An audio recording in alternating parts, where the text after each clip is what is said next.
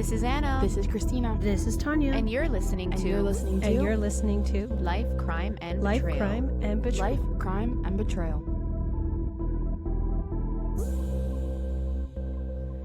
Hello, everyone, and welcome back. We are officially on Season 2, Episode 2, Part 2, and we're going to be recapping The Vatican Girl. Thank you, ladies. As mentioned, today we are going to continue with discussing the case of the disappearance of Emanuela Orlandi. I would highly recommend, if you haven't listened to Part 1, go do that, as there is a lot of information regarding this case that you don't want to miss out on. Just to recap, we left off Part 1 with the possibility of a link between the mafia, gang members, and the Vatican when a witness comes forward whose name is Sabrina Minardi, who was the ex-lover of Enrico Di Pedes, the head of the gang called Banda de la Mañana. Before I continue this second part... Italian is just, suave. Yeah? Did you say the Vatican, the mafia? What was the other one? A gang member, but the funny thing is that it's not even Italian. She's trying to say it in Spanish. Rico de Pedes is Spanish? Well, the gang is called Banda de Mañana. What does that mean? The Band of Tomorrow. The Bank of Tomorrow? Band. B-A-N-D. That's why I laugh, because she's like, Mañana. No, Maliana. A little salsa. Oh, Maliana. What the hell's Maliana? I don't know, to be honest. Interesting. Fake Italian. What are you talking about? I'm real. You were born here. You're fake Italian. I'm real as it gets, ladies. Yep. Let's cheers to that. So before I continue this second part, just be aware that this second part does have a lot of different names, a lot of different scenarios, a lot of different theories. It might get confusing. I'm going to try to do the best I can to go through this as slowly as I can. Should we insert like a trigger warning? Do we talk about sexual assaults in any way? Not in any really detailed form or anything like that, no. Okay, cool. Any details from part 1 that you ladies want to run through or forgot about before I proceed? So if I'm not mistaken right now, we are looking at the theory that the ex-wife of this gang member that is buried near the Vatican has something to do with this case. Correct. So the ex, lover, girlfriend, but yes. Cool. All right. Because he was buried in a church that had associations with the Vatican, and we recap that you just have to have like it in with the Vatican to be buried there or have a ton load of money. No, apparently it wasn't the church that was associated. It's the closer you're buried to the Vatican, the more expensive it gets. Is it? Yeah, so it's either you're hella rich or you had connections with the Vatican. I don't know about you. And like this bugged me all week, this case. To the point where I actually watched the first episode of the Netflix special. Oh, I didn't. I was terrified. It was intense. And I don't know if it's because like I've been to the Vatican. I've been there. I've prayed there. I've had mass at the Vatican. And to think that like I'm Catholic, I'm Italian, I feel a connection to that, I guess. But just like imagine this girl walking out of that square and then never returning, and to think that there's some shady stuff. It just like it bothered me all week. You know what? Sorry, I'm about to interrupt you, but you know what also got my wheels turning? It's like this is a very popular place. Mm-hmm. There's tourists everywhere at any point of the day, at night, evening, however you want to put it. How in this world did she like vanish? Yeah, like someone must have seen something. Yeah, that's also a very, very good point. It's a high tourist area. I didn't even think about that. Maybe that's why she got away with it. Because really, what are you paying attention to that? You're taking your own pictures, you're sightseeing, you're looking at monuments. It's probably the best place to do it because it's so populated. It has the adverse effect. That's also Whereas true, if you do it like in the dead of the night and no one's around, it's noticeable. But you're just like, think about you when you're sightseeing. Are you really paying attention to other stuff? Yeah, but if this was like a taking, and this goes back to what I said in the part 1, if this was an actual forcible taking, she would have made noise. Mm-hmm. You know, there had to have been some sort of, I don't even know, coercion English teacher. Correct me if I'm wrong. Yeah. Okay. You're good. There has to have been some sort of way that this guy persuaded her enough not to make noise and to take her away. So are we still sticking with the, like, she was forced to sell Avon? Like, we're going with that? Like how she said? I don't think it was Avon, but I think it just might be, hey, I'm selling Avon pseudo prostituting myself as she's drugged. Technically, that is where we pretty much left off, right? Yeah. So, Well, that was my theory. Christina also had the theory that the cops were also involved in it, essentially.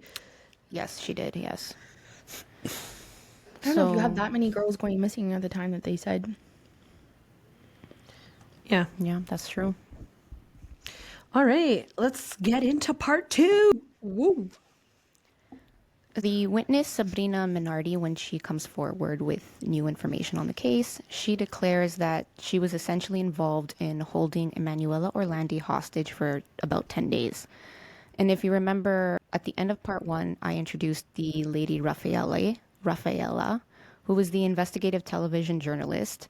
That is the one who pretty much interviews Minardi and is the one who gets most of the information on her backstory. Before we go or dive into what she claims she was a part of, I'm just going to go into her background a little bit. Sabrina Minardi ended up meeting Enrico Di Perez at a piano bar at the age of 22. So she said she was sitting alone at a table. A bottle of champagne arrives to her, and this good-looking guy is just leaning against the bar, staring at her. And I guess, as you can say, he goes up to her, he starts talking to her, he woos her, and the rest is history, and they begin dating pretty quickly. She claims that she fell for his demeanor. He was well put together, he was cultured, he was sophisticated, he was smart. And pretty quickly after they started dating, she finds out that he is suspected for 8 murders. 8? Correct. She's like, let's continue dating? Yeah, that's what I yeah, said. He's charming and loving. Come on, Christina. The 8 murders go out the window when you're charming and loving, you know? Also remember, he's the head of the gang. So That probably within itself is charming. she does. Or scary. Yeah, You're like, shit, I'm already part of this. Might as well ride the fucking wave. We love the bad boys. Speak for I don't. yourself. So she claims that she confronts him about this, as any sane person would, and he of course denies it, and they quickly just continue their relationship. So as you can probably guess and have experienced before, I'm sure we all have, maybe not to this extreme, but when you're blinded by love, you kind of stick with something you shouldn't have and ignore the warning signs for a very long time. Facts. Very fast. Oh, 100%. We know that. Yeah. I'm just chilling. Uh-huh. yeah. You're also a criminale to this too. This girl said criminale. I'm trying. Now that we have a small background on how they met, I'm going to begin to explain the information that Sabrina comes forward with in relation to the disappearance. I just want to put it out there that I do find myself being skeptical of some of the details she says. But I also think that there's a possibility, and this is one of the main witnesses that have come forward, that I think is actually has some truth in what she's saying. Okay, so before you start the story, as you're going through it, can you let us know what you're skeptical about and why? Yeah, for sure. Cool. I can do that. I can do that to the best of my ability, but I will do that. Politically correct. So Sabrina says in the summer of 1983, when everything took place, if you remember, at this point, Sabrina Minardi was heavily using cocaine. Keep that in mind. Now we know where the suspicion comes from. She was drugged the whole time. She was high. That's part of my suspicion, yes, because if she was under the influence... That can also be connected to Orlandi. Because if the head of the gang members, like his wife was drugged, so was everybody else under him. Yeah. Shit, eh? Sorry. No. I love when you guys put in your opinion. Makes it more fun. Can you move that somewhere else instead of going... Sorry, listeners. Christina likes to take her Stanley cup and... have to stay hydrated. Yeah. Okay, next. So she claims that she's heavily using cocaine. If she was under the influence at the time that this took place, there's probably certain details that in her memory is misplaced, For right? sure. And you're recounting the story. How far after is she Correct. telling the story? Like, oral history gets lost. Yeah, this is about, if I remember, 25, 30 years afterwards. Oh, we're So, talking that far back? Oh, because she okay. disappeared in 1983. If I'm not mistaken, I think it was somewhere between, I have to go back. I'm pretty sure it was 2013 that she came forward, or 2008, something like But that. she only came forward because she was found, not because she willingly wanted to share this information. Correct. So Yes. that makes me feel, but tell your spiel and then I'll come back to the idea. But why, if you really wanted to have your say in this case and make your mark and your involvement in it, why did she come forward? By Other than the herself, you mafia. mean? Yeah. Because maybe she felt that if she told her story, it would get dismissed because she was under the influence. Yeah. Because And if she wasn't approached by Rafaela, then maybe she would never even have come forward with this story. yeah, and I'm sure she was scared too, right? The Banda la Mula is probably still, I can't pronounce that. Banda de Manila, Banda I've di la tried all weekend, I can't. Maliana. Maliana. Okay, sorry, continue. So Sabrina says that the night of the disappearance, she was with Enrico, and while they were hanging out in their car near the beach, Enrico's driver shows up in a vehicle. Sabrina says that the car pulls up to them and she notices a girl sitting in the back seat. But at this point, she says she can't see or make out who this person is. So, from my understanding of how she was retelling the story, Enrico goes to speak to the driver and then returns to Sabrina and tells Sabrina that they need to take this girl to her house for a few days, which Sabrina agrees to. And Minardi confirms later on that eventually she realizes that this girl is Emanuela Orlandi because then very quickly she's pronounced missing. There's all these posters and yada, yada, yada. So then she realizes that this girl is Emanuela. Sabrina takes Orlandi to her parents' home, which was about 30 minutes outside of Rome. And then she claims that a woman named Adelaide also joins them, who is connected or works directly with the Banda de la Maliana. So eventually, this woman, Adelaide, job, sole purpose is to take care of Emanuela. And together, Sabrina and Adelaide held Orlandi hostage for about 10 days. She claims that Emanuela was locked in a room alone, no way to escape, and that she was being fed pills and drugs to keep her sedated and controlled. Say it. I fucking called it. Sick She did. fucks. There's something else you called in the beginning before we started that you will, once I get back to it, then you'll be like, oh, I should be a detective. TPS. Detective. Me. Should. No credentials, no schooling, just hire her. 100%. Got it. for free, pro bono. No, absolutely not. I would like a paycheck. I'm kidding. Starting salary of $1 million. No, but if we can do something like this and like help out, I wouldn't mind. Yeah. Yeah, one of my main things that I wanted to do was be an investigator, but then the whole blood and body and that just turned me off. But I love the idea of solving Unfortunately, crimes. is a large part of the job. Okay, Thank you, smartass. let's get to it. After those 10 days of being held captive, she was informed that Emanuela was being moved to another house. And as far as Sabrina Minardi knows, she was being moved to a house located in a town called Monteverde. That's Emanuela. So Emanuela is said to be moving to another location now. How far is Monteverde from Rome? I can check actually, or if somebody wants to check that I don't for think me. it's far. I don't think so either. It's outside of the Monteverde? city, obviously. Yeah. Also, what possesses Sabrina to bring Orlandi to Sabrina's parents' house? See, this is the part that I was a little confused about. I think she originally brought, sorry, Emanuela there and then she was moved again. Because yeah, that's the part of the story that kind of, it's one of the parts that gives me a huge question mark because your parents don't come home for 10 days. It doesn't make any sense. Unless her parents were on vacation. Yeah, maybe. I didn't even think about that. I don't know how to spell Monteverde because I'm getting Monteverde, Uruguay, and not Monteverde, Rome. Monte, Monte. Yeah. Verde. Verde. Oh, green. What did you think it was? Not that.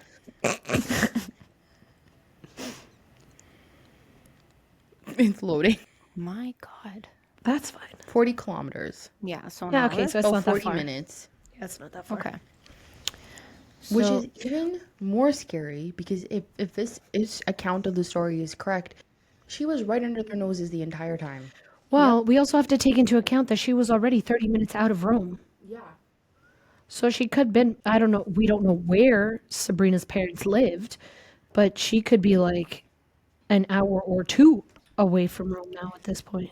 There's a lot of there's a lot of stuff where it's like, to me, she was literally hidden for a while right in the Vatican. Like in Can you check how far Monteverde is from the Vatican? Detective Tanya.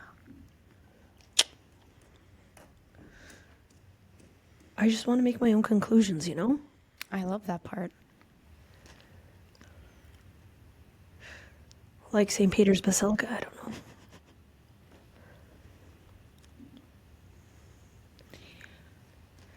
Doesn't give you like an exact. It's about 44 kilometers.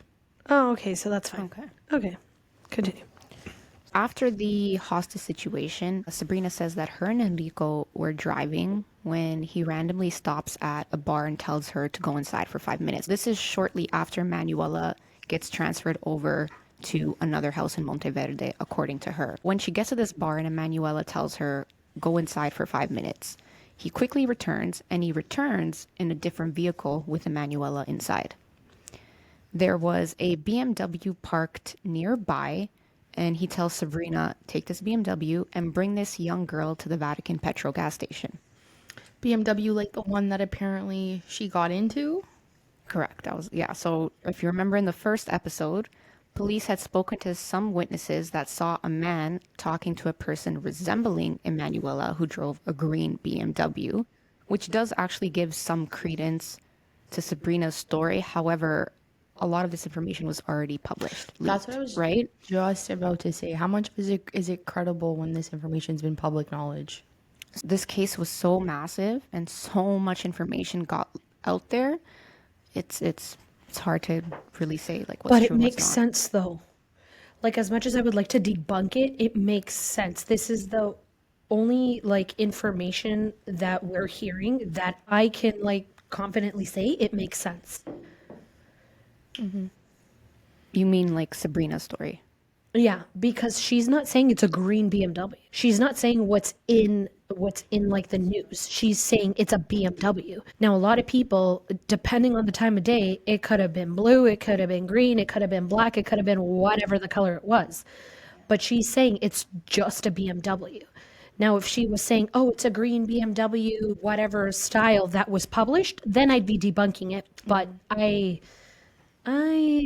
feel like there is some truth behind the story. And also, like, why come out 20 something years later? Like, I think she was maybe scared to come out and say Oh, it. 100% she was. Now maybe she has nothing to lose. Maybe they don't have anything against her anymore. That also makes me believe it. But yeah, there's probably some parts of her story that don't add up. Yeah. I'm waiting for the part that I'm like, I told you so. Let's go. She claims that Enrico de Pedes then tells her when she gets to the Vatican petrol gas station, there will be a person in a vehicle that pulls up with a Vatican stamped license plate waiting for her. And she will have to hand over Emanuela to this person. And of course, that's what she does. According to her, a black Mercedes with a Vatican license plate shows up at the petrol station, and a man who steps out of the vehicle is a man wearing a priest uniform. However, I do want to point out that also the journalist Rafaela on the Netflix series does say that for the most part, she does believe Sabrina because she is the one who is interviewing Sabrina. So she gets to see her body language, she gets to see her eye contact, all those things. And she says that a lot of details that Sabrina provides, it's so detailed that she doesn't think it can be made up, but she does think that some parts were embellished maybe to make herself not seem like such a coward or someone who was just following or yeah. Tells that at the end of the day won't matter. You get Correct. But there's like no denying her, what's the word I'm looking for? Involvement in the case. correct. Yeah, and I also think maybe she was maybe even scared to be looked at as, why did you just do this blindly, knowing it was wrong, you know?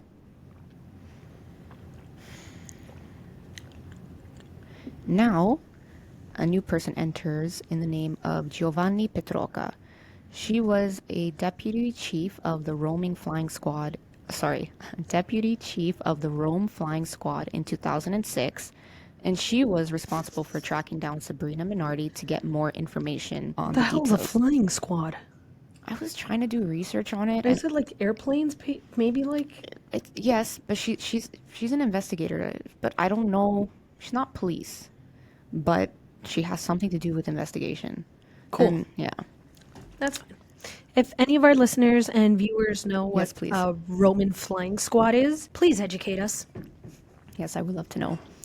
Minardi ended up taking Giovanna on a road trip to show her the route that was taken to get to the Vatican petrol station, as well as take her to the apartment that allegedly Emanuela had been held at one point. Giovanni also obtained more information on the apartment through her investigation. So she got information on the layout, the outlines, the location, the layout drawings of the apartment, and found out that this apartment was bought and owned by a woman who was related to the circle of the Banda della Magliana, which right now, again, actually gives credence to what Sabrina is saying. So they were also searching the apartment at this point, and in one of the walls, Giovanni says that it looked like it might have been built afterwards.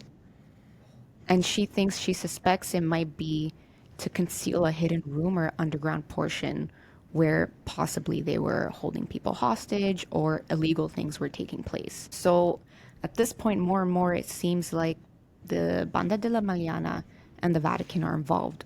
But what's the connection? And why Emanuela?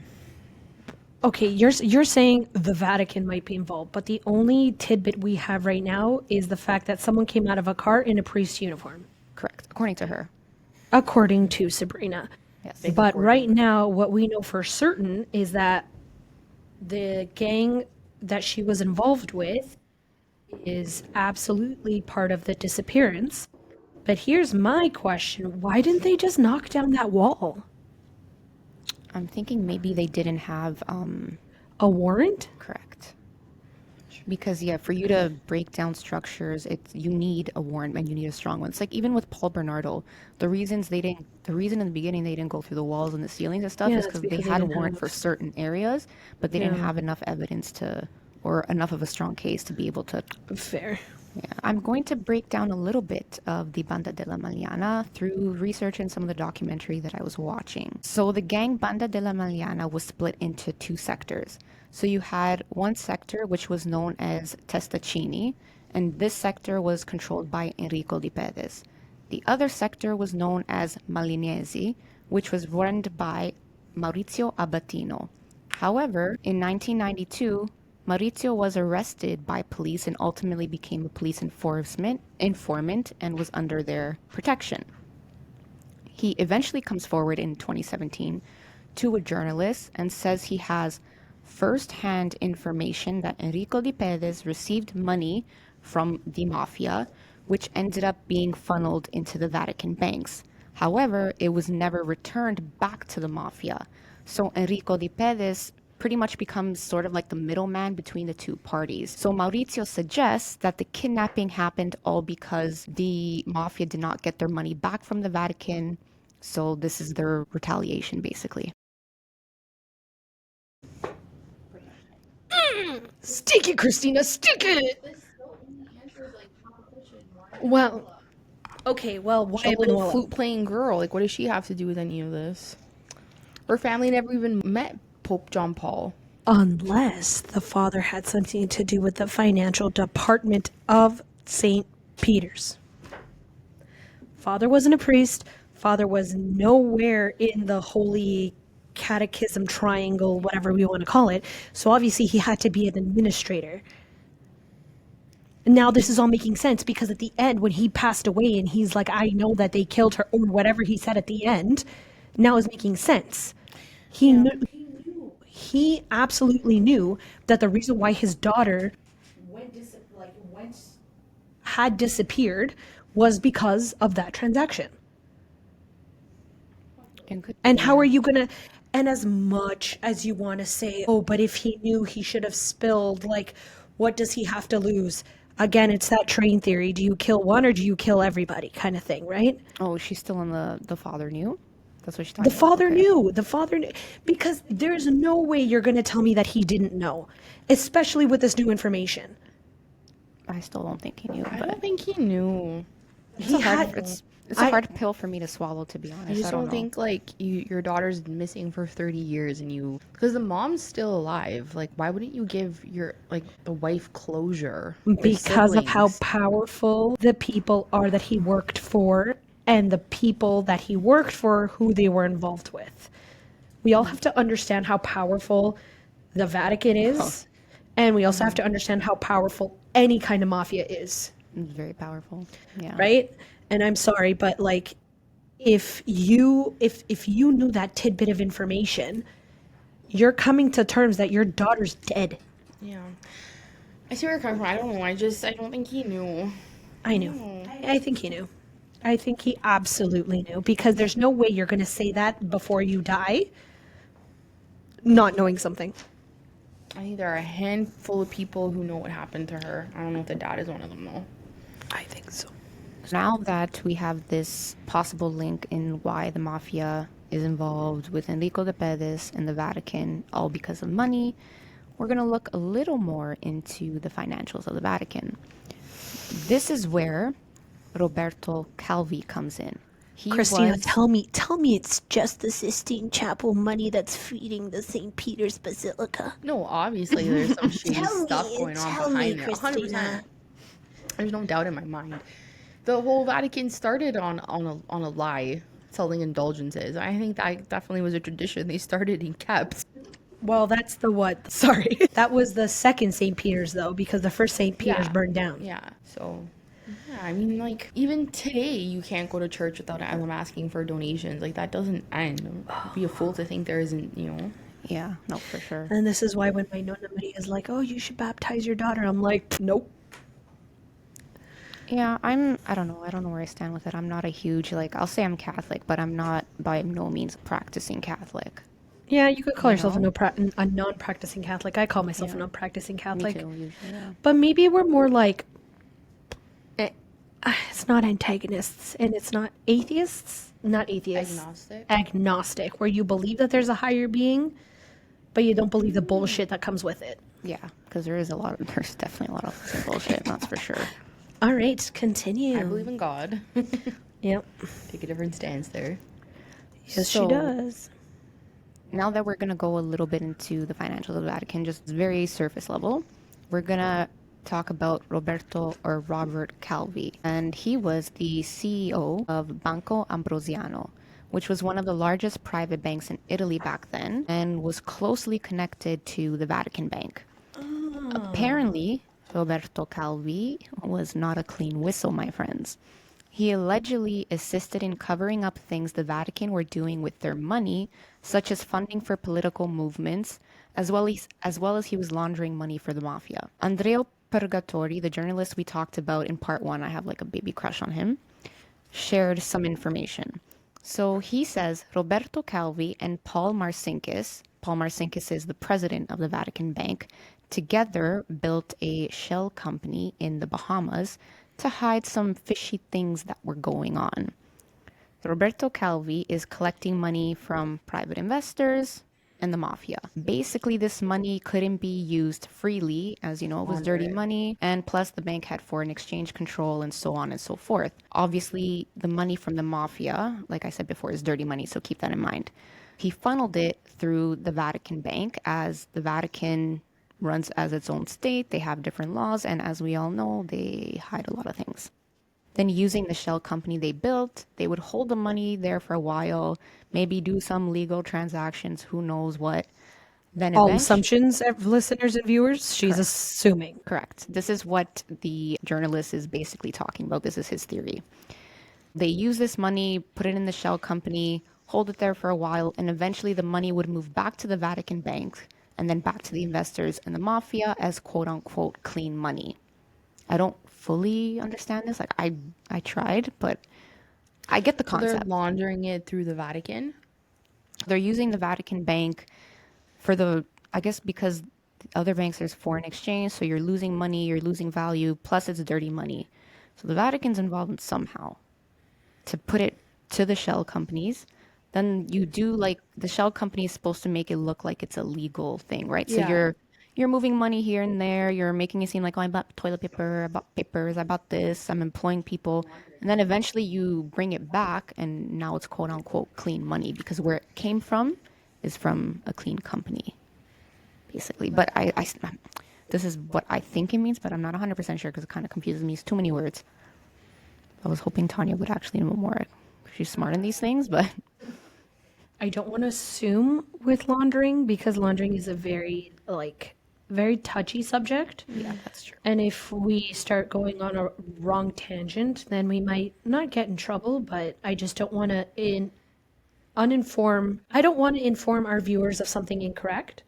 So take with that what you will, viewers. But We can conclude that there was just some shady yeah, nonsense we can going on. conclude that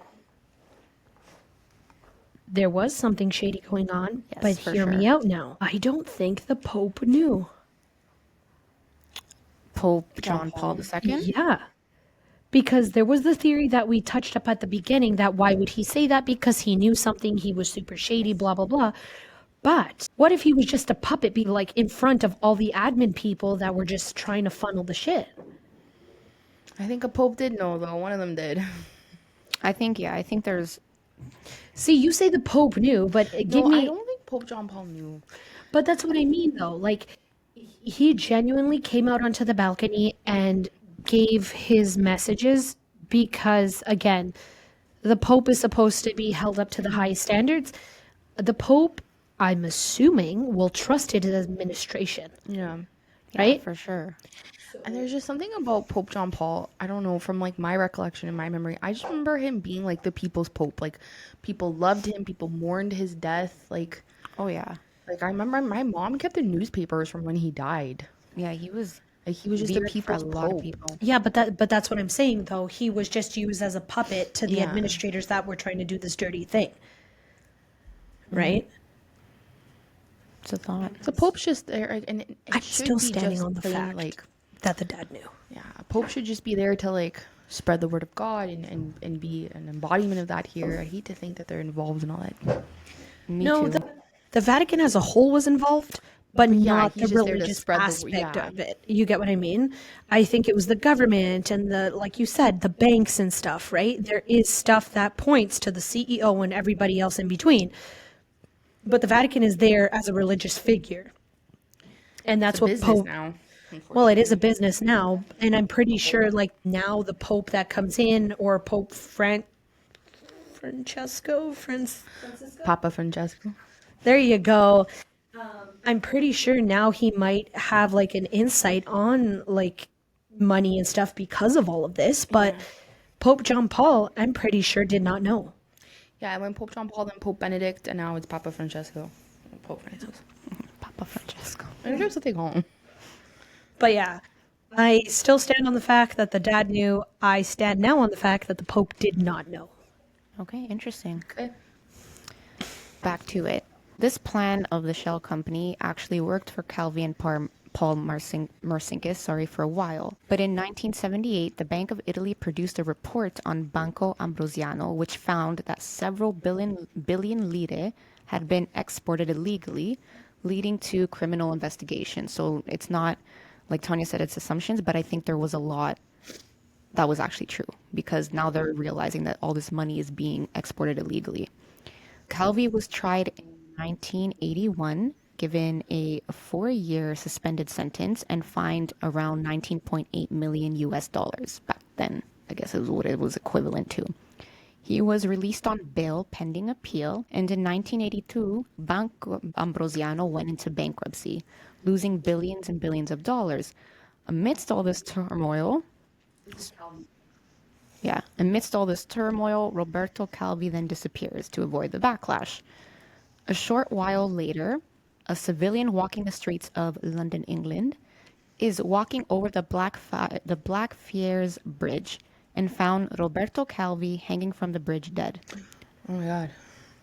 Originally, Trigger warning, Anna. sorry, Trigger warning. my apologies. I said hanging from the bridge. He wasn't hanging from the bridge, but he was dead. Originally, He committed suicide? Probably. that's Or what made it to was. look like That's a what it was suicide? claimed. Yeah. So originally, death was ruled a suicide, but not everyone believed this, especially his family. So the family hired for a second opinion and a new forensic reports, which suggested that the cause of death was foul play and not suicide. I'll explain a little bit the best way I can. When you looked over the bridge, there was these, I don't know, I guess we'll call them not pipes, but I don't really know how else to call them, to be honest. And they were running up and down, side to side. So let's say, for example, Roberto Calvi was found on the right side. He had to, in order to get here, he had to climb, shimmy across the pipe, and then he jumped, is basically what they said. However, they took an investigator to redo this scene, and they found that when the investigator was shimmying across the pipe, he was getting paint chips on his clothes, scuff marks, maybe some metal pieces that Roberto's Calvi's clothes did not have. So that was one of their main things. He also had about $15,000 in his pockets in, depending where you read it from, either 3 or 4 different currency exchange. And he was also found with rocks in his pants and in his suit jacket. While they were investigating, they also led to the opinion that this might be a hit from the mafia to send a message. In essence, the different exchange money refers to this being a financial scandal, with the mafia now trying to get the money back from the Vatican and so on and so forth. And the fact that his body was found at the Blackfriars Bridge, the Blackfriars is also known as an order for Catholic monks. So that's the religious part. So basically, the mafia sending a message that this is because of money has to do with the Vatican. Are you trying to say friar? Yeah, I knew I was fucking butchering that name. Whoa. She's saying Black Friar, but it's actually Black Friar. Okay, I was practicing so much. I'm like, I don't want to screw this word up. It's okay. Butchered it anyway. We need the button. We need the button. Yeah, but I'm doing better today, actually. You are. You are. Yeah. Very proud of you. That's because I practice so much. You have no idea. Very Okay, proud of so you.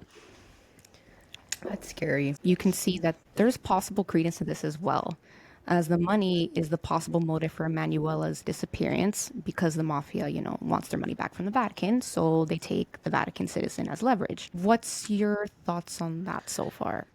That theory does not sit well with me because why her? together. It's like this theory is like, oh, it's money, it's this, it's that. So they're taking a Vatican citizen hostage, but she is not right now, according to us, according to what we know, she does not seem like a very important person. And that's where my theory lies, where the dad. Why are you laughing? Sorry. This makes sense though. Like, I get it. I love how passionate you are about it. I don't know. the dad worked for the administration. And I'm pretty sure the dad was one of the very few people that had families in the Vatican. So what do you do? Right? What are you searching? Landy. I don't know. Like, I personally think that because of the dad's They were status, just ushers and messengers. that's what they want you to believe. But you guys think I'm joking. Like, I'm not here to seem like I'm like a conspiracy No, of theorist, course like, not, yeah. like intense junkie, but there's so many missing holes in these different theories, but no one is touching on the father. No one. Yeah, I'm not saying it's not a plausible theory. Like, no one in the world is saying, oh, okay, they're ushers and messengers. All right, but that's maybe their pseudo title because it's so hush hush in the Vatican. No one's listed as a Vatican administrator or a Vatican financial advisor, Like, they have to have different names for this stuff. And what I'm trying to get at, and I'm very passionate about, is that these holes are only getting filled with the dad. Because with all these holes, oh, the mafia, but why would the mafia want a citizen? Oh, the Vatican. But why would the Vatican want Emanuela? No one is asking about the father. So how so? Like, you think the father was in on his own daughter's kidnapping? Not okay. What I am assuming is that with this whole kerfuffle of the financial thing that the Yeah. mafia wanted their money back, the mafia was like, how do we hit this to its core? How do we shake the Vatican up? You're not going to go for an usher because no one gives a shit about the usher. You're going to go for someone who was part of the transaction. CEO, any of the people that worked for the CEO or the administration that actually did this whole fraudulent transaction. And obviously, the CEO has a team. No one can find on the internet what his job title was in the Vatican. No one can find his job title. No one can find out if he was high up there, not high up there. No, it says his job title. It does say that, but we're gonna be What careful does with it that say? one. So they just say this served 7 popes as ushers and messengers, and that he was just an envoy or office clerk. So it is there what he did Okay, there, do. office clerk. Okay? Like for this to be so drastic that the mafia wanted to hurt Emanuela, the father had have to have been part of the transaction that hurt the mafia. I don't know. And as soon as this all happened, I personally think the father found out either before he died, while he was alive, or whatever, because no one says that message with certainty before you die. You don't just throw a theory into the air before you die. It's a deep, dark secret that you want to let out before you pass away. I don't know. I don't know. I love It's your hard to wrap my head enthusiasm around and that. passion, but I just don't think the dad knew. At least that's my opinion on it. But then that bugs me because that leaves a gap for me as to why this girl and why her. I mean, she had 2 other sisters. There was Maria Christina, there was the son, there was Manuela, and then I can't remember the other girl's name. Why her? She was She was being watched for sure. she was the youngest. She was the most vulnerable. And trigger warning, she was probably a virgin. What sells more? Yeah, I'm gonna get to other points on why it might have possibly been her, but I'm not sure how I feel about it. But I just don't think the dad knew, and that's my stance on it. When Because you him saying those final words when he died could be what we're all thinking, that the Vatican was somehow, yes, involved with it. And he had his own theories about it. But I just don't when think that, like, when you pass away, what okay, they say secrets you take to the grave, blah blah blah. But most of the time you don't take these secrets to the grave. Your deep darkest secrets are being expelled to whoever's there right before you die. Why I do I just say don't. that?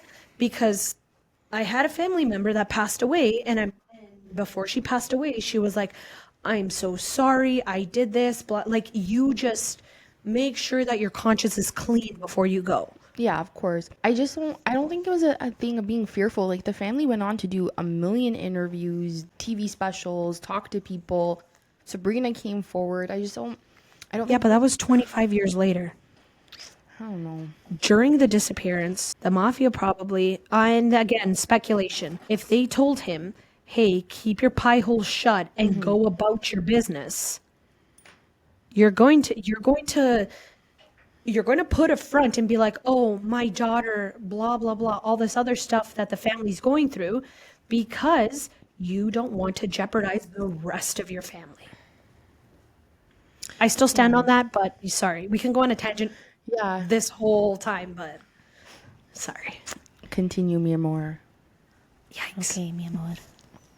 On April 2013, 16 years 6 years after Sabrina Merardi came forward with all this information between the links in the gang and the Vatican and Emanuela, a new witness emerges. And this witness has some other information that only points fingers to the Vatican itself. This witness had contacted a crime journalist named Fabrizio Peronacci and introduces himself as Marco Accetti. He says he has some information and that he is also in possession of Emanuela's flute. Marco claims that he is the sole kidnapper of Emanuela Orlandi. So he says that for 30 years, everyone is following the wrong trail. And he also declares that he is actually the caller who dubbed himself the American to the Orlandi family when Emanuela originally disappeared. If you remember in part one, we had the American who was, you know, making a mess out of everything. Was the American publicized? Yes. Yeah. Ah, okay, never Yes. mind. Yes. You could hear the tapes. He doesn't sound anything like an American. No, So I don't at know all. where that name came from. No, at all. And just a reminder, in the first episode, the caller, the American, suggested that the kidnapping of Emanuela was politically motivated to get the release of Mamit Ali Ajka, who attempted to assassinate the Pope. He confirms that he set up pretty much the whole thing. The clues, the people involved, the packages, the calls, everything. He also confirmed that he tricked Emanuela to come with them by saying her father was in danger and could get hurt, lose his health, his job, everything. So that's also what I was saying, is how when you originally said it, like the beginning of the episode, where you were like, oh, how did they get her? So he claims this is how they got her, by saying that her father was in danger, basically. Marco Accetti worked with individuals who were not very high up in the chain of command at the Vatican. However, he says that he worked in the sector that basically their job was to get things done in an unorthodox method. So in other words, most likely their sole purpose was to get things done illegally for the Vatican. Marco makes then another wild claim. He says he was also responsible for kidnapping another teenage girl, Mirella Gregori, 6 weeks prior to the disappearance of Emanuela, and that everything is connected. Mirella was at home with her family in their apartment when someone buzzes downstairs. So Mirella picks up the call, and the man on the other end says that it's her friend Alessandro from school. So Mirella tells her family, I'm going to be back in 5 to 10 minutes. Alessandro, my friend from school, is downstairs.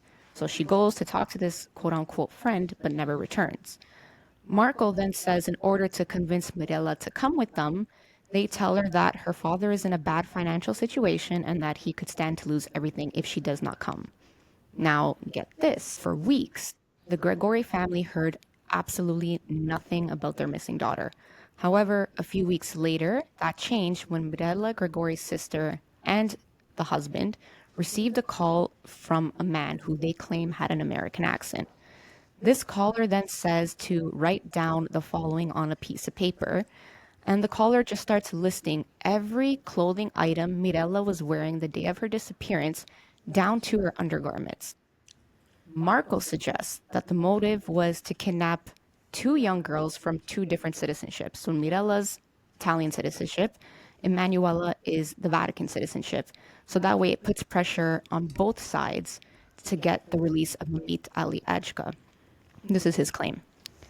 Now, on the 8th of September 1983, Gregori family receives a letter from the supposed kidnappers that in order to return Mirella back to the family, the mother had to get the president of the republic to put an appeal for the release of Ajka. Now just keep this information in the back of your mind. Pietro Orlandi, Emanuela's brother, gets a call from a television show to see if he was interested in doing a face-to-face with Marco Accetti to hopefully get some answers on all this information that he all of a sudden wants to tell the whole world.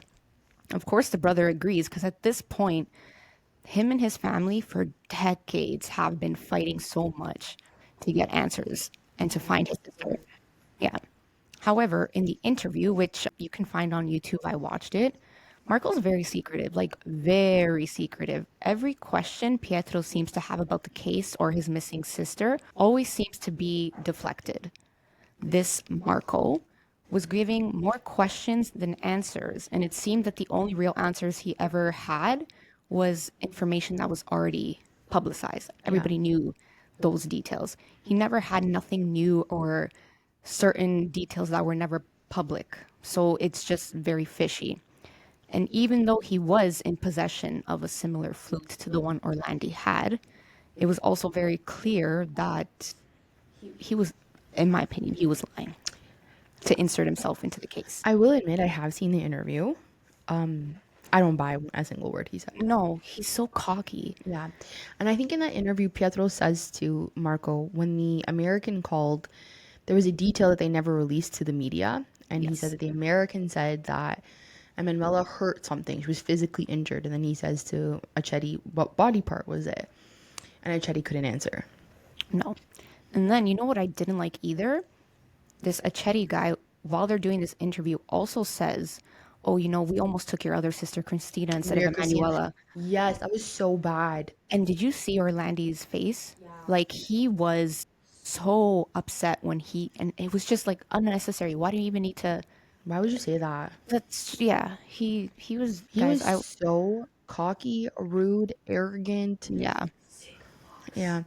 very. I got the impression from that interview that he just wanted to be involved in the case, somehow have his name, because he was so cocky. He's like, what was his exact words? I'm the creator or the origin story of the Orlandi Emmanuel. case. Yeah, I was like, buddy, sit down, please. Like, you look stupid. And then they did apparently test the flute. But unfortunately, due to how much time had passed, there was dust and debris on this flute. There was no DNA that was found. However, it turns out that Marco had been in trouble with the law many, many times. He was charged with having a relationship with a 17-year-old girl, charged with manslaughter for a 12-year-old child. And honestly, in my opinion, like I said, watching him speak about this case, he's super narcissistic. And I think he just legitimately wanted the fame. That's it. However, the Netflix series The Vatican, in episode 3, I believe, have a voice analysis expert and a forensic expert come in and compare both the American phone calls and Marco Accetti's voice. And in their opinion, the voice calls from Emanuela when she disappeared between July and August, they do not match Marco's voice. However, He just sound American. correct. However, they do say in their opinion that the calls from September to December of 1983, at this point the calls are then being funneled through the lawyer who was connected to the Vatican, does match Marco Accetti's voice, which leads me to believe that that information was already out in the public at this point. So Marco then wants to insert himself in the case, so he decides to start making calls to the lawyer. I think Marco had nothing to do with this case, but he was just trying to insert himself. And then they do also look into the phone calls to the Grigori family, and in their opinion, it also matched Marco's voice. So if that's true, though, there's a good possibility that he was the kidnapper because he did know that phone caller knew what she was wearing when she disappeared. Yeah, up to her undergarments. So if what they're saying is true and it is a good match for Marco's voice, he could be involved in that kidnapping. To me, he was involved in Marella's kidnapping, but not in Manuela's. Maybe No, they're on just Manuela, so for sure, no. similar in nature, and so were they 6 weeks apart? Yeah, Thought it was the perfect connection for him to embed himself in that. correct. I don't, yeah. With Emanuela, I think he had absolutely nothing to do with it. Like, absolutely nothing. You, Tanya? I'm going to keep my mouth shut because I can go on a tangent. So just continue. Okay. And then I wanted to also point this out. Around this time in 2013, there was, in a few weeks, a new pope that was going to be instated, or however you want to, I don't know what the right word is. So Pietro Orlandi and his family went to church to go see this pope, who was Pope Francis. Pietro Orlandi says when he met this Benedict. pope, no, Francis? Pope Francis, yeah, in 2013. He says that when he went to go shake the hands of Pope Francis, the first thing he said to Pietro Orlandi is Emanuela sta in cielo, meaning Emanuela is in heaven. Yeah. No, No? no, 100%. Why would you I say don't. that? Here we go. Why did you say that? Because he's a fucking pope, bro. He said it more than once? No, this is Pope Francis. This is him I meeting know. the Orlandi family for the first time. Obviously, you're going to be like, you know, she's in heaven now. Obviously, if you can't find her for 25 years, you might as well just claim her dead. I think that he's like, end it. She's in heaven. Stop it. Giving closure. Like, he knows something. I don't know. Yeah, what I and said so on did the this. dad, but here we are. What'd you say, Hannah? I said I don't know where I stand in this. I'm not 100% convinced that he knew anything. No, He didn't. No, No. no. This is I'm the so Pope. untrustworthy. Okay, this is a Pope that supports transgender, the LGBTQIAS2 plus community. Yeah. Okay, so I don't think there's anything malicious there. I guess. I just think he said that to be like, yo, it's been 2 decades, bro. More. She's in heaven. You know, like, I don't know. I think it wasn't ill will. You don't think it was ill will? No. I think it was just like, you know what? I am so sorry. Yeah. He can't say my condolences. He can't Yeah. say I'm sorry. Yeah. Do we think at this point that she is dead?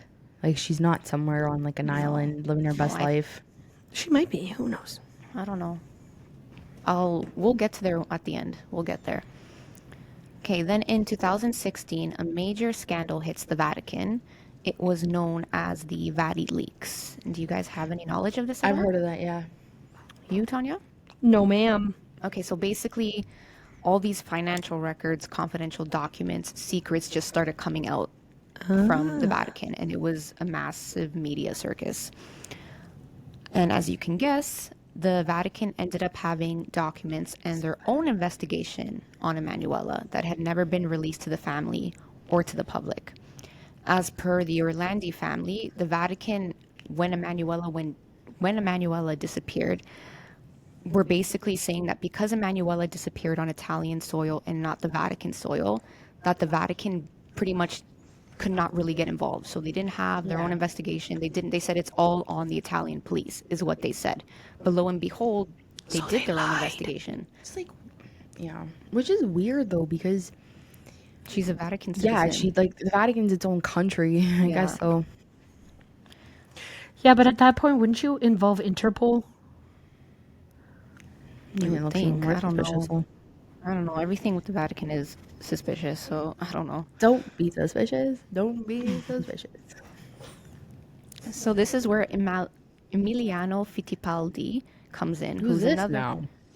He's another investigative journalist who played a hand My in goodness, so releasing. many investigative journalists. I'm telling you, he played a good hand in releasing information on the Vatican. All these like Vatican leaks. He was very invested in researching and figuring out what the Vatican was hiding. Of course, he had his own inside contacts and sources that he was pushing for information, and eventually he was able to get some very interesting documentation. He received 5 pages of paperwork that were dated from March 28th, 1998. In documentations, there was, I guess, the cover letter or the first page that he received said, and I quote, "the list of expenses sustained by the Vatican in regards to Emanuela Orlandi." And as per the documents, the expenses go from 1983 to 1997. So if we're to believe these documents are correct, you can also believe that Emanuela was alive at least up until 1997. So some of these expenses listed on this document are as follows. There was expenses of domestic removal for Emanuela Orlandi. Domestic removal? Correct. So that means removing her from The Vatican? correct. Like when she was Let her brought back there finish. by Sabrina? Let her finish. Let her Forget my finish. thought. Then, as you continue, they also list expenses such as food, accommodation, medical, expensive travel expenses, etc. However, at this point, not in Italy, but in England. So, Where? England. So Emiliano Fittipaldi also says that one of the most important expenses, according to him, that were listed on these documents was the boarding and living expenses of Emanuela, and there also had an address. So the address was listed as 176 Chapman Road, London, UK. Of course, he starts typing this in Google Maps to figure out where this place is. However, 176 Chapman Road did not exist. Of course it did. Yeah, he starts doing some more research, and he then thinks that possibly it was a typo and it might have been 176 Clapman Road, which was a Catholic youth hostel for women with strong connections to the Vatican. Maybe it wasn't a typo. Maybe it was written that way on purpose to divert anyone that would find it, that this location doesn't exist. But obviously people that in on it and the people that typed it knew.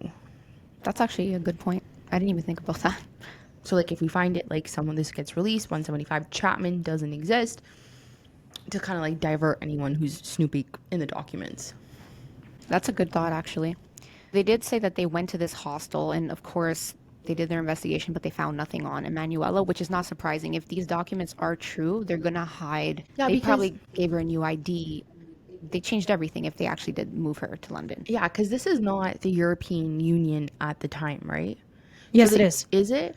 Yeah, they Brexited like maybe 5 to 10 years No, ago. when they switched in anywhere between 83 to 97. Is it known as the European Union at the time?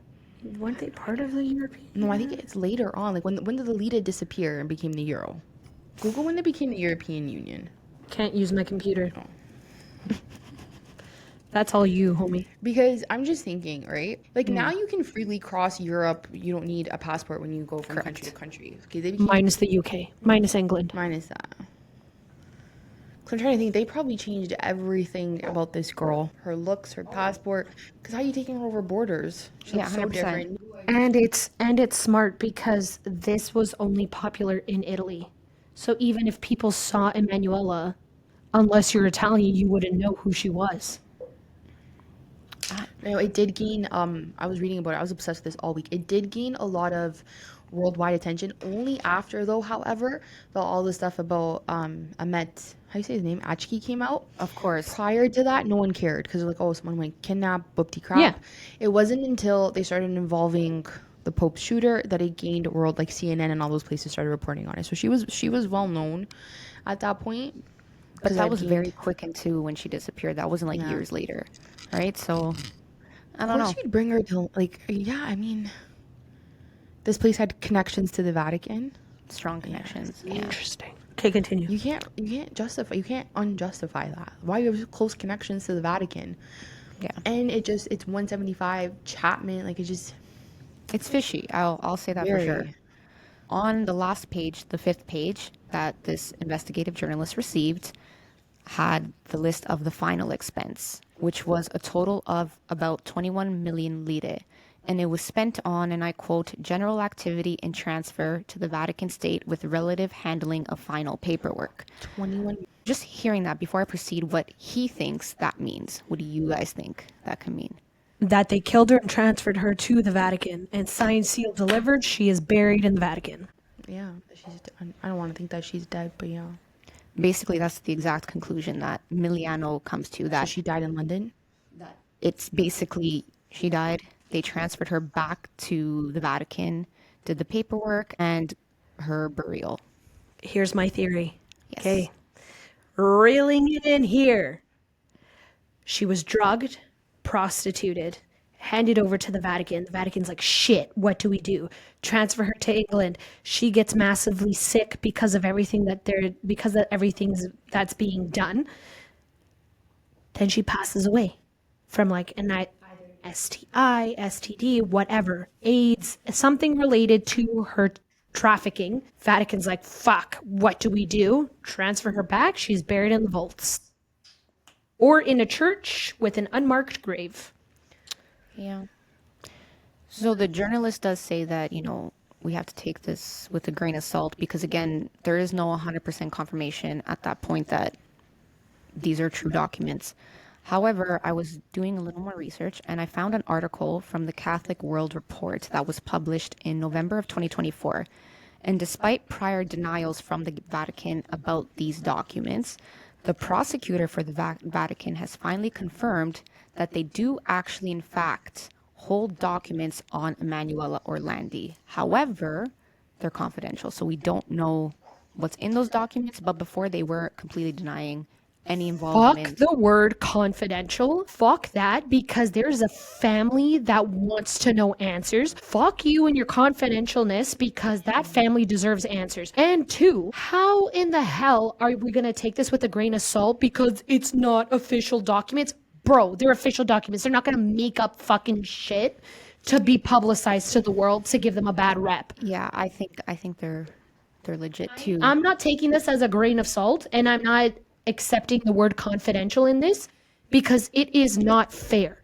It has been decades. I don't care if they're going to have a bad rep. The Vatican has to come out and tell the truth. Pay for your fucking consequences. You come out and you're like, oh, priests, they sexually assaulted little boys. Okay, what the fuck did you do to her? What did you do to other girls? Yep. Because you absolutely were part of a sex trafficking ring gone wrong. Yeah. I think Come so. out, admit to it, say that you're sorry, don't cover it up. Because that's what the Canadian government's doing with the residential schools.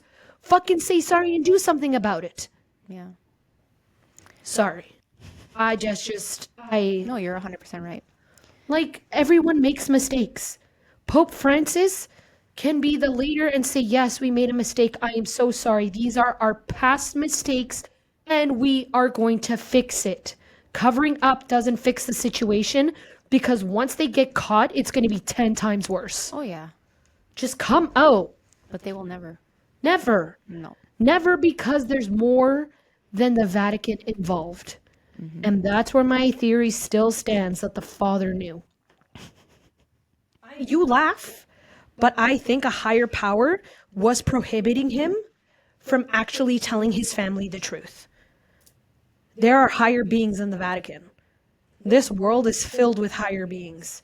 We don't know what interweb her father got into. Working for the Vatican might seem all high and mighty, but no one knows what the admin behind the scenes of the Pope get into, what NDAs they're part of, what they're forced to do. We don't know. It's like a scary world. It really is. It is. With all this information being released, Emanuela's brother Pietro hires a new lawyer, Laura, I can't pronounce her last name, Laura Scro. She, of course, takes the case and begins going through all the case files and information. One day, randomly, in her mailbox, she finds a white envelope. No name, no address, nothing. However, inside is a note that says one simple sentence. It reads, if you want to find Emanuela, you have to look where you will find the angel. The envelope is a picture of a tomb with a statue of an angel. So she begins to research the two cemetery sites that belong to the Vatican. One is, of course, I think within the Vatican itself. Yeah, below. And then the other one is where Laura and Pietro go to see the burial sites. And lo and behold, they find a tomb with an angel statue. At this point, all they can do is publicize this, talk about the letter they received, and they do a formal letter signed and sealed to have this tomb opened and investigated to see if there is any evidence of Emanuela.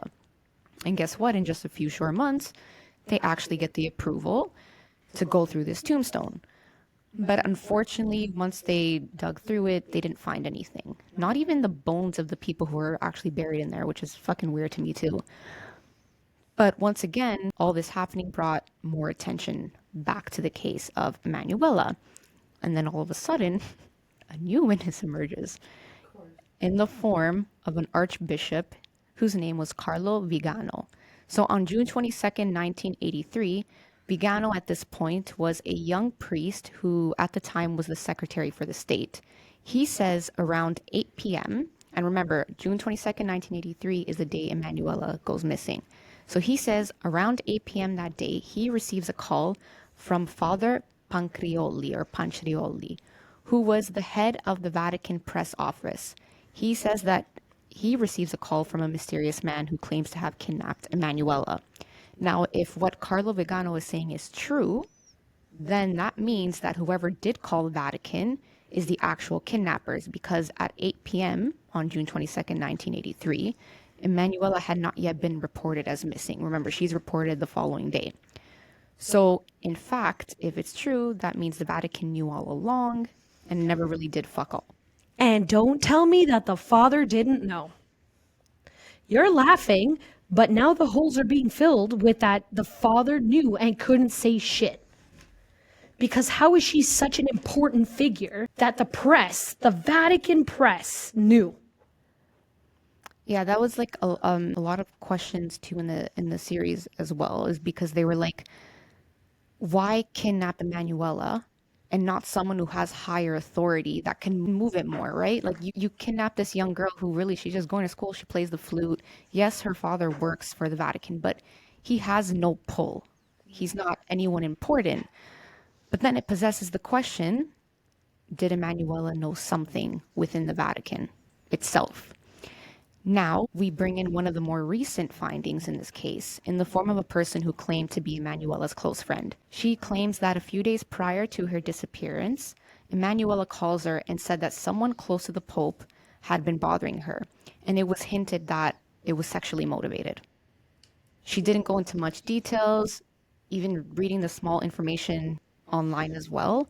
She never gives her name. She wants to stay anonymous. So there's not even much information on this close friend of Emanuela. However, it's definitely a possibility that this is something that can be true because, as we know now, a lot of shit on sexually abusing young children came out from the Vatican. So there's good credence to this as well. So I was researching this and I'm rewatching the documentary and I'm just having so many questions in my mind. And the only thing that I can say for certain with all these different witnesses that come forward, scenarios, theories, obviously none of them are all true, but there's one thing in all these different scenarios that are in common, and that's the Vatican. Yeah. Every single theory, And the mafia. except for the first The one. what? The Aliachka. Yeah, there was nothing involving the mafia. There was just. Yeah, there was. It was the terrorist group. Same, bro. You think that's the same as the mafia? 100%. I mean, I can see how you can argue that. Okay, just to conclude, because we could go off on a rant and a tangent and everything, we each have our own theories. Take with it as you will. Mind you, these are all based off of assumptions. Yes. And hopefully the case is opened again. Hopefully new details come out. But I feel like they're missing holes on purpose. Oh, yeah. And this case will never get solved. Yeah, and I was just Oh. thinking about that. Like, it's already been 40 years. She was, kidnapped in 83? So it's been 40 Almost. years? Yeah, she would be 50. Oh, yeah, no, it's over 40 years. Yeah. 17 plus 25. Yeah, it's over 40 years. And the more time that passes, the less credibility, evidence, validity you get. Yeah. Like, it just... Honestly- and it sucks that it's such a big case that will go as a cold case. Honestly, they won't find her body because even if her body exists, I don't think there's, maybe there might be DNA and genealogy and whatever, blah, blah, blah. But the parents are dead. The brother's still fighting for it. But once the brother's done, she's just going to be a missing case. Yeah, And no one's ever going to talk about it because the family just keeps bringing it up. Yeah. I think the mom is still alive, no? Yeah. Yeah, My like bad. 94, My bad. 95 or but still it's just like they're fighting so much and it bothers me because again, my opinion is the Vatican's involved. The Vatican knows a lot more. The Vatican knows what happens to her. That's my opinion. And to me it's like just give them the fact that the mom's like the only thing she wants is to be able to bring a flower to her daughter's grave before she leaves this earth. And she's going to be deprived of doing that as well as all her brothers and sisters because no one's ever going to know what happened to this little girl. No one. Well, that concludes our story. We each have theories that we can go and rant on. Like I said once again, but what is our main takeaway from the story that we always say? Don't talk to strangers. And Travel be in safe. twos. If you guys have any additional information that you want to add to this or just opinions on your own, we would love to read them. So please share. Email us at lifecrimeandbetrayal@gmail.com. Our Instagram handle is lifecrimeandbetrayal as well. Oops. I am burping. Wow. As well as our TikTok. So Life, crime, and betrayal. Life, Crime, and Betrayal.